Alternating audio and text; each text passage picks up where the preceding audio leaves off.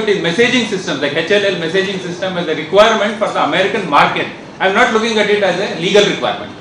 These are two very important issues which we have to see. I am not satisfying a legal requirement. I don't want to be very legal. I want to sell my business in the United States. That's all. That's why I follow the CIPA regulations and also messaging systems. That's where please be careful as lawyers. You have to look at it in a very broad perspective. And you are right. That what is the deterrent action you are taking? Why are you allowing people to do this? Why are you allowing employees to do that? We are trying in most of the cases, like to create. Again, the data has one more advantage. Creation of data has this advantage. If you have this data, if it is spreading obviously in the industry, you know who is working where, what domain who is working, what is his capabilities, what is his skills matrix. We all the people know. In working in a particular industry, we know the skill matrix of most of the people in that industry. From the bottom to the top, we know the skill matrix of most of the people.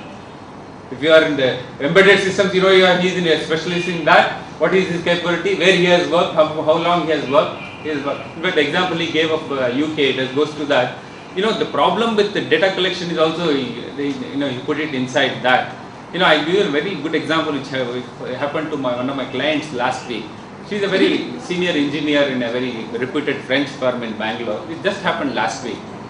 And the only thing, the one person has taken is that even the person who has committed this crime is also done it very unintentionally. Another girl has just taken the name of this girl under date of birth. That is one of the PIAs. What do you say, the PIAs we have? Identifiable. If you ask, in most of the credit cards, they will ask you your date of birth or your mother's name or your phone number. They took only those two data, this girl, and gave a request for a credit card, and credit card has been issued by one of the major multinational banks.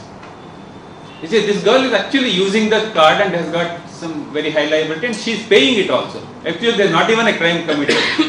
But we received another mail from another person that this girl has taken a credit card in your name. She also has the same name. This girl has taken your credit card in your name and she has already created 2 lakh rupees liability. Be careful, that's all. Just they said be careful.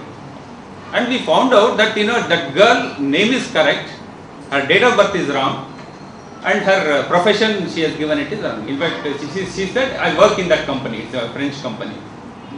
Now what happened, this girl took very serious position on this, essentially because this data carries everywhere. If she is applying for another credit card or if she applies for another company, if this data says that she has created liability in another bank to that extent, her future is in trouble. Therefore, data protection has these other values also, as an industry value, as a legal value, as a social value. This is the problem. Okay, I think I made your any other question? Sir, there should be any provision for keeping the qualification. So we are in a phase to pass any law right now. Yeah. There should not be a qualification for the judges, that judges should be expert in cyber law, so that they can understand the case betterly. Because an ordinary person, if you speak this thing, he cannot understand. He know only this some aspect. A judges who is like practitioner 10 years or more become a judges, but he don't have any idea about computer. In that sense, in the bill, coming bill should not be placed for the qualification, certain qualification to become a cyber law expert. I think this again is a very difficult question. All evolving societies, for example, you will have your knowledge domain changes from one system to another system. Okay, like most of us belong to a generation where we didn't know computers, we didn't have televisions and all those things. But we have got used to that.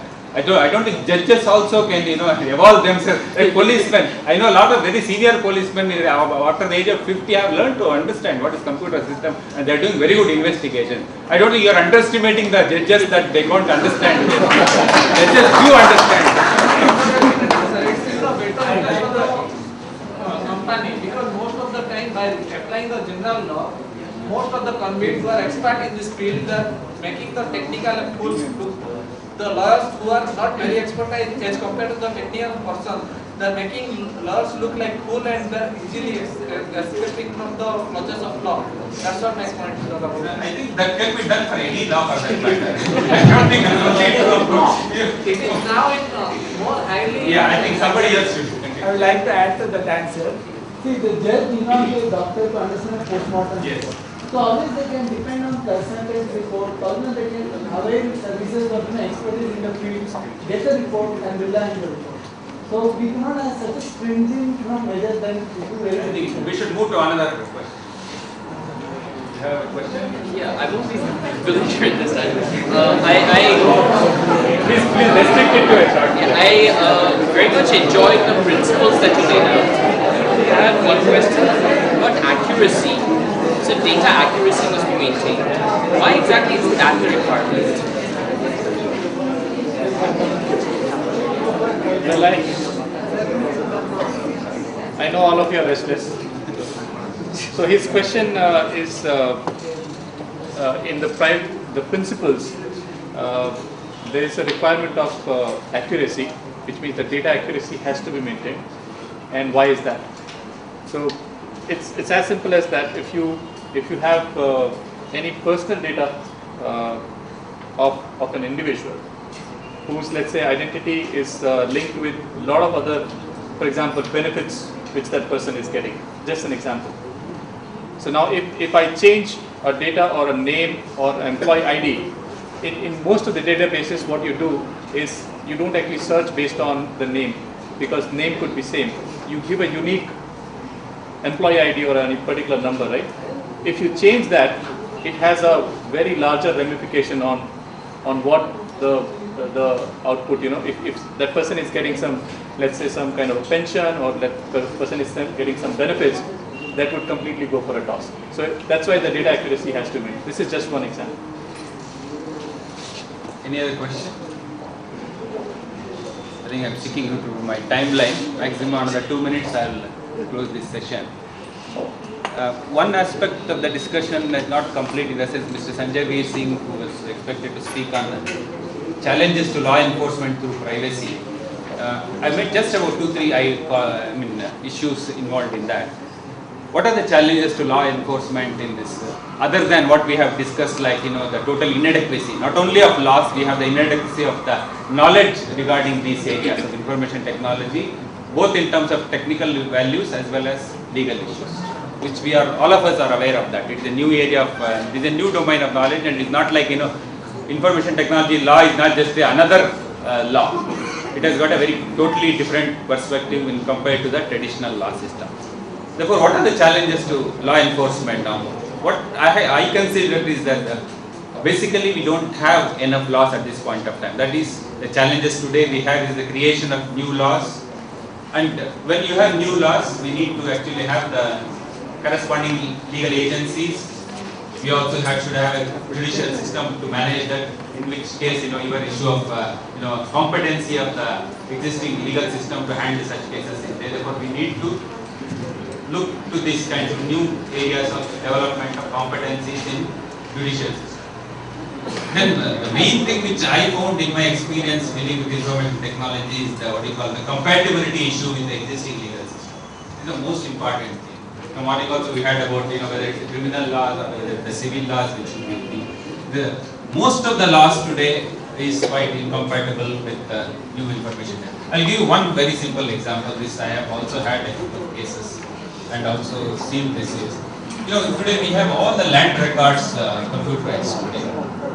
Who is handling, who is accessing these land records in most of the registered offices today?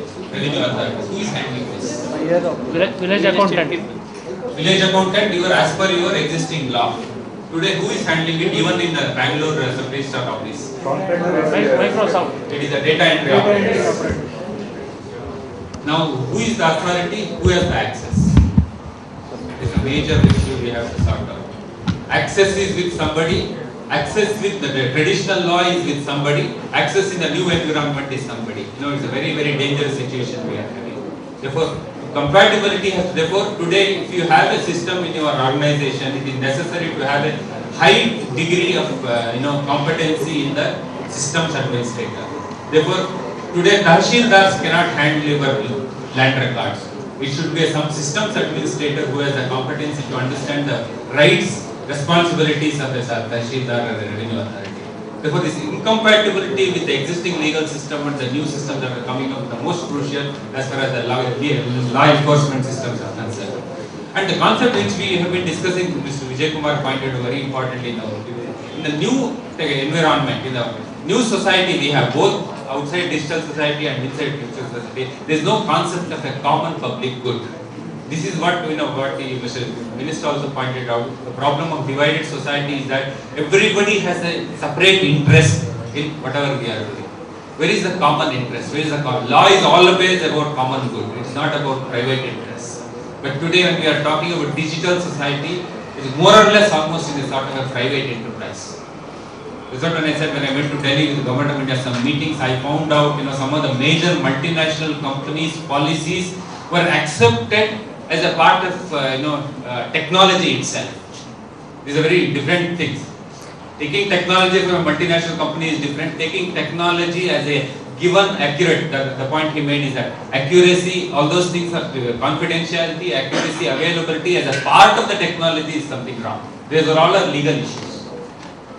Where you are confusing with technology and legal issues very strongly, this is very most important. That's where common good fails. That the common public interest we are not looking at. Then the other thing which we also discussed in terms of technology is the benchmarks, the global benchmarks we require to have. This technology, particular technology, what we are using is a global technology. Because there is a person who is working in media also, I can tell you, the problem with even our media, multimedia today is about, we are not going into the global benchmarks. We want something to be, we want to be locally rooted in that, culturally rooted in that. But the technology and science which we are using it to put the technology is a global benchmarks. We have very simple, cinema is my favorite passion, therefore I can tell you that when we say that our films don't win Oscars, what we are talking about is that we are not benchmarking it to a standard. Certain standards are there. Not of content only. We are very happy about what content we are putting into there. We are very local, we are rooted in this country. But the forum in which it is made has a global parameter to that. That global parameter has to be fixed. So these are the issues. A lot of issues are there. I just to conclude my part in this discussion, I'm just saying that these are the 4 important issues which we should be talking about. And awareness. In fact, Navi is also part of our International Institute of Information Technology. Our basic objective is to create awareness about this. Just to create awareness. We don't give people anything more than that, saying that these are the problems which we have to understand. Information technology law is completely different. Digital world is completely different. As of now, it is incompatible with our position. Create global standards on this. And look at don't throw that all our existing regulations just because we have computerized or standardized our forum. Look at all our existing forms which has been, which has come over a period of thinking, over a lot of thinking. I think we should note all these things when we put our total perspective into what we have done today from the morning. Thank you very much and thank you, Mr.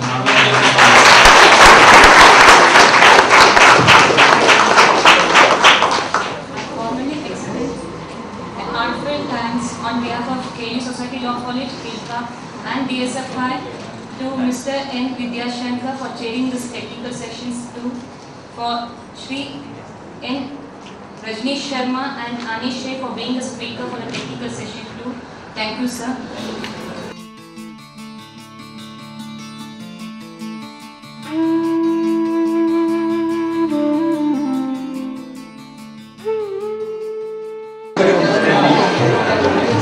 Ladies and gentlemen, I welcome you all to the 3rd technical session, the interactive panel discussion on balancing of privacy rights, data protection needs and law enforcement. Now, I call upon Chairperson Sri Navi for the 3rd technical session on the balance.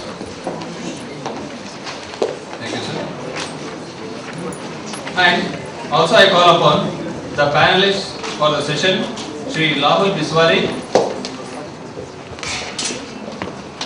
Thank you, sir. And also Sri Suresh Babu, sir. Thank you, sir. Now, I would like to give introduction about the chairperson, Sri Na Vijay Shankar. who is popularly known as Navi. He is the chairman, Digital Society Foundation of India, Bangalore. He is also founder of Navi.org, premier cyber law portal in India, and also founder of cyberlawcollege.com, portal in cyber law education. And he is author of several number of books therein. And he has also pioneered several cyber law related services. Now, I call upon Kumari Shamali to give a bouquet to the chairperson, Sri Navi.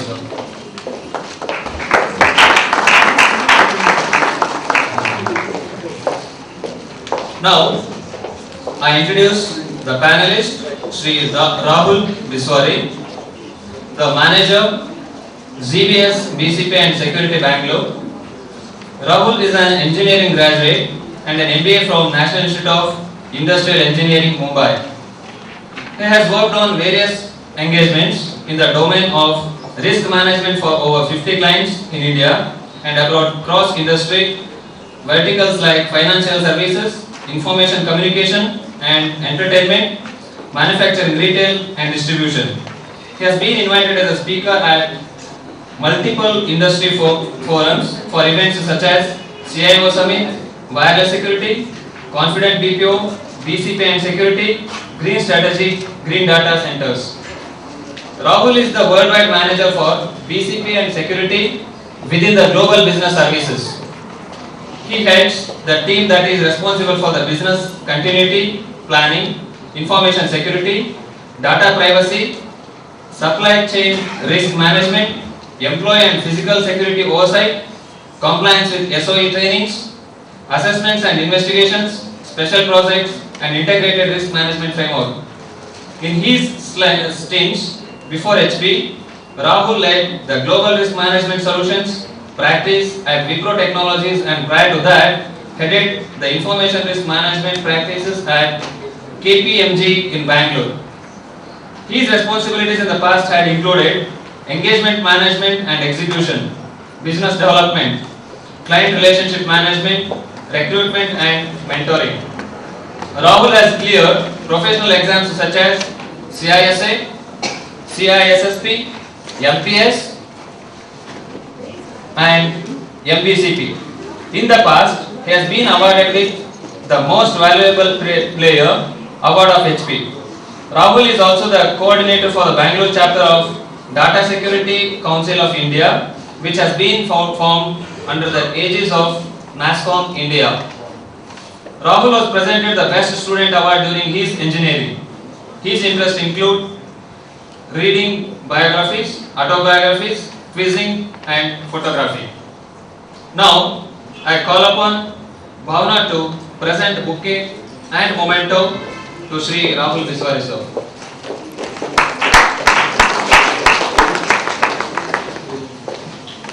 Thank you. Now, I introduce the panelist Sri Suresh Babu, the retired IPS officer. He retired as additional DGP and worked in different capacities in Karnataka for more than 3 decades and retired in the year 2006. He did his post-graduation in Master of Science in Botany. Then Master of Business Law from National School of India University, Bangalore. And he did his PGD MLE from National School of India University, Bangalore. And LLB from Karnataka University, from Bangalore University. And he has been awarded with Police Medal for Meritorious Senate in the year 1999 and President's Police Medal for Distinguished Services. Now, sir is serving as honorary faculty in National School of India University. Now, I call upon Ms. Divya to present a bouquet and memento to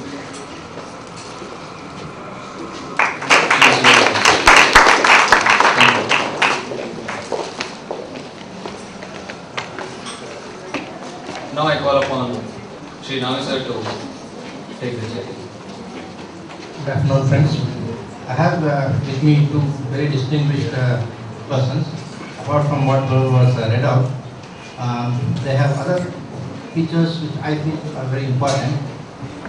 Mr. Suresh Babu is a very senior police officer and with more than say minimum knowledge in law, he is an expert in law. And at his age, he is still very keen to learn more about IT law. In fact, he was one of the persons who actually went through a cyber law certificate course in Bangalore in our first batch, and he was amongst the top few people in the batch, consisting of all young lawyers, LLM people and others. I think that is somebody was asking about the expertise. If people like him in police can have that much of energy at this age, I am sure that both police and in judiciary there will be few people, not all, but they will be able to meet the requirements of the current day technology law. Mr. Biswari, apart from his current thing, he is presently coordinating the activities of the Data Security Council of India. Many of you may not know because it is a new organization, just now started by NASCOM, but it has got the potential to be the apex organization in India. It has the potential to be an apex organization in India for this particular domain which we are talking of, data protection, privacy, because NASCOM has started this as a Section 25 company, and in the LTA Amendment Act and other places, soon there will be a need to define what is a reasonable security practice. Now, somebody has defined that reasonable security practice, and in my opinion, perhaps DSCI will emerge as the organization on which the Government of India and the NASCOM will fall back upon to develop such standards. They will become security standards for India. So he represents that organization which is new in India, and Bangalore chapter, which is going to be one of the most active units of this organization, which is of course headquartered in Delhi. So definitely the views which they will be bringing in to discussions today will be very, very valuable. Now we plan to have this as an interactive session, so that we would like to have questions from the audience, and we will start discussing based on that. Since you have not perhaps had the time to go through, write down your questions, I think in the next few minutes we would like you to jot down the questions. I would be very happy to have written questions rather than taking more time for explaining the question itself, so that we can make use of their time very well. So I would like each one of you, you have got your notebook, you have got a perforated sheet in that notebook. Please note down your query on any of the developments which have taken place since morning. We will get the views of these experts.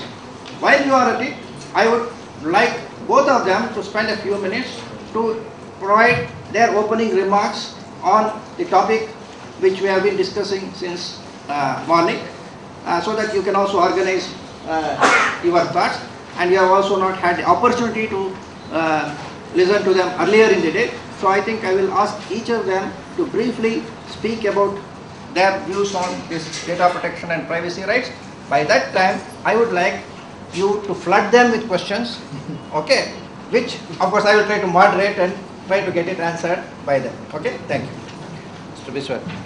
Thanks, Naveen. First of all, a very good evening to all of you. I think it's a pleasure for me to be here in front of all of you for this panel discussion.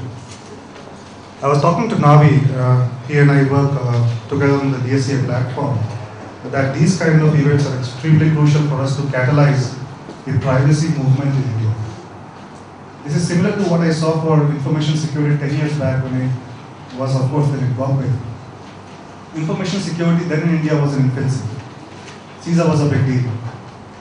But over 10 years, if I look at it in risk management space, especially for information security, it has evolved. Now I'm seeing over the last couple of years, people in India are distinguishing between security and privacy, and rightly so. And now we are getting this movement across in a way, through such fora such as DSFI or DSCI, etc., to make sure that we have these things addressed. Navi had actually asked me to take a couple of minutes to talk about DSCI. So I'm an employee of Hewlett Packard and my profile has spoken, but I think I'll take this opportunity to speak a little about DSCI. In nutshell, DSCI is a NASSCOM initiative. We all know about NASSCOM. One primary objective of DSCI is to make India a trusted services destination. Trust is the keyword which will help India go from where it is. It has been wonderful last 10 years when we had